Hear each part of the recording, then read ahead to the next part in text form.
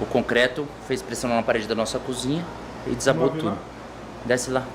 Os caras estão fazendo uma obra aqui atrás, está tendo uma perfuração, eles estão com uma máquina lá, uma broca, e acabaram que furaram nossa parede, jogaram a nossa Uma tonelada de concreto pra geladeira dentro aqui, entrou um nossa monte cozinha. de concreto, a parede caiu, tá feio o negócio ali. Vamos ver se a gente Puta mostra pra que vocês pariu. ali, deixa eu só tirar A galera é muito irresponsável pra fazer construção. a geladeira Puta ali pariu, que velho. tá, ó como é que tá ali, ó. Pra vocês terem uma noção, ó. A geladeira tá cobrindo.